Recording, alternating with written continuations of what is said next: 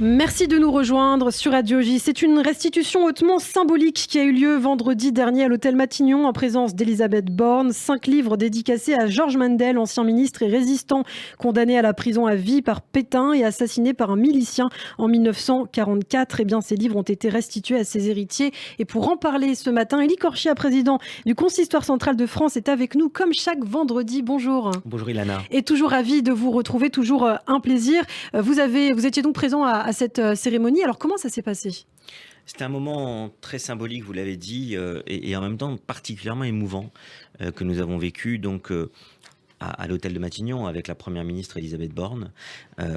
Ce sont des livres qui ont été restitués. 5 livres, vous voyez, c'est symbolique, sur la bibliothèque exceptionnelle qui appartenait à Georges Mandel, qui comptait, je crois, plus de 10 000 ouvrages. Bon.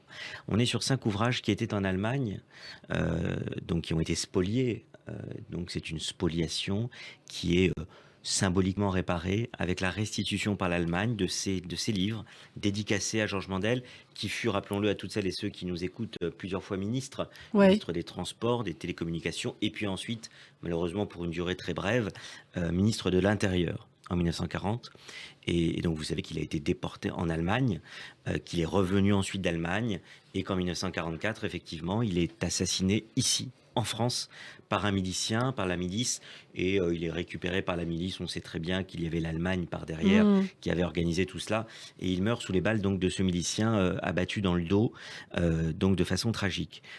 Son héritier aujourd'hui, son gendre, a pu récupérer symboliquement ces ouvrages qui ont été remis par l'Allemagne et les offrir, les déposer au mémorial de la Shoah. Et donc nous étions effectivement présents avec mes amis du CRIF, avec le Grand Main de France, les représentants évidemment des institutions pour la mémoire, Pierre-François Veil, Éric de Rothschild, David de Rothschild qui était aussi avec nous. Et donc dans cette cérémonie, il y a eu d'abord un discours du président de la commission d'indemnisation des victimes spoliées pendant la Shoah. Plus de 30 000 dossiers ont été instruits par cette commission depuis qu'elle a été créée avant l'an 2000 par le gouvernement à l'époque, c'était Lionel Jospin. Ensuite, il y a eu effectivement la prise de parole du gendre de Georges Mandel. La fille de Georges Mandel est décédée malheureusement il y a quelques années, mais son gendre a pris la parole. Et puis nous avons eu ensuite un discours de l'ambassadeur d'Allemagne, Hans-Dieter Lucas, qui a expliqué pourquoi c'était important, cette restitution, ces restitutions d'œuvres. Il y avait eu un tableau restitué à la famille de Georges Mandel il y a quelques années. Là, ce sont des ouvrages de sa bibliothèque qui ont pu être récupérés.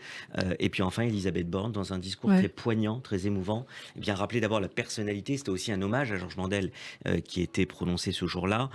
Et puis elle est revenue aussi sur l'importance de ces restitutions aux familles de victimes de spoliation, et notamment en l'espèce de familles juives qui ont été victimes de spoliation. C'était important et de symbolique, rappeler et symbolique aussi que ça ait lieu le week-end où on commémorait la rafle du Veldiv. Bien sûr, nous étions à quelques jours de la commémoration des 80 ans de la rafle du Veldiv, et voir exposer eh bien ces ouvrages avec le drapeau français, le drapeau européen à l'hôtel de Matignon. Oui, c'était important. Vous savez, on a beaucoup parlé de Mandel. Il est resté assez méconnu finalement pendant longtemps. Là, il y a eu des livres qui sont sortis. Jean-Noël Jeanneney, qui avait fait un livre remarquable sur Mandel, une pièce de théâtre d'ailleurs.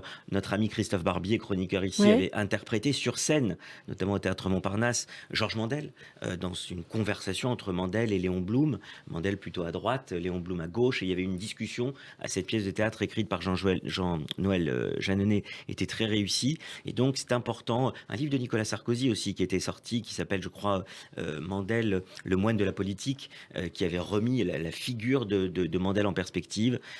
On se rappelle que Churchill, et je le dis à celles et ceux qui nous écoutent, avait dit: quel malheur que nous n'ayons pas pu sauver Georges Mandel en 1940. Donc voilà, c'est une haute personnalité qui a été remise à l'honneur. Et à travers ses ouvrages, eh bien, c'est la spoliation des Juifs qui est aussi mise en exergue. Et c'était important d'en parler aujourd'hui, alors qu'on commémore effectivement ces 80 ans de l'été, notamment 1942, qui a coûté la vie à des dizaines de milliers de Juifs. Alors justement, puisqu'on parle de ces restitutions, on va parler d'un ouvrage, une exposition, Les Églises et la Shoah. Vous nous apportez un livre, notamment de photos, c'est ça, hein ? De photos, de textes reproduits, d'explications. C'est préfacé par Serge Schwarzfeld qui en donne une très bonne préface.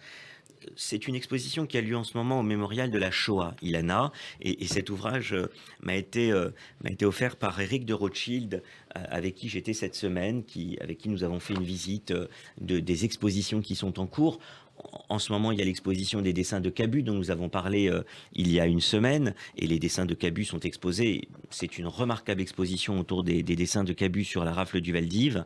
Et là, nous avons effectivement le rôle des églises et de la Shoah. C'est tout le paradoxe qu'on peut remarquer en France, finalement, qui d'une autre façon est symbolisé par cela. Je l'ai lu, j'ai adoré le lire. J'ai passé ma soirée à le lire hier soir, et je vais le terminer. Vous avez le paradoxe français, finalement.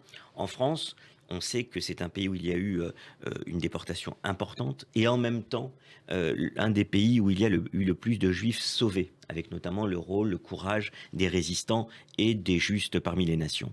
Et là, nous avons effectivement, à travers les églises, que ce soit l'église chrétienne, protestante, orthodoxe, on sait très bien qu'il y a eu un silence coupable de l'Église. D'ailleurs, est reproduit en fin d'ouvrage la déclaration de repentance de l'Église, qui date de 1997, donc il y a tout juste 25 ans, et qui commence en disant « Ce silence était une faute, nous le confessons ».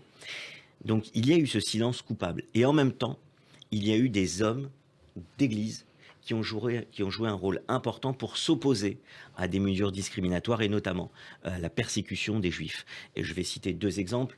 On a transmis récemment, à l'initiative du Grand rabbin de France, Raïm Corsia, nous avons communiqué sur la lettre de Monseigneur Saliège, qu'il écrit en août 1942 pour s'opposer, alors qu'il est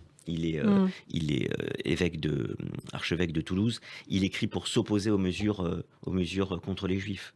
On peut citer aussi Monseigneur Théas, qui était à Montauban, dans le sud-ouest. Donc il y a des hommes d'église qui ont eu un courage important. Et je vais signaler un dernier exemple. Je vais vous signaler un dernier exemple. C'est le cardinal Gerlier de Lyon, qui au début de la guerre est un pétainiste convaincu. Il a notamment cette phrase: Pétain, c'est la France, et aujourd'hui, la France, c'est Pétain.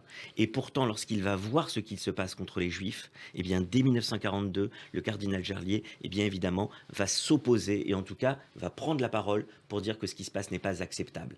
Donc voilà, c'est important de rappeler aujourd'hui à celles et ceux qui nous écoutent ce rôle, oui, silencieux, sans doute coupable, reconnu comme coupable par l'Église elle-même pendant la Seconde Guerre mondiale, mais aussi avec des personnalités qui ont joué un rôle important. Eh bien, les églises et la Shoah, donc l'exposition au mémorial de la Shoah. Merci beaucoup, Élie Corsia, président du Consistoire central, et on va se retrouver bien tous les deux seulement à la fin du mois d'août, puisque c'est ma dernière aujourd'hui avec vous, puisque vendredi prochain, je ne serai pas là. Eh bien, très bonne route, très bonnes vacances, Élie, et bonnes vacances aussi à la rentrée.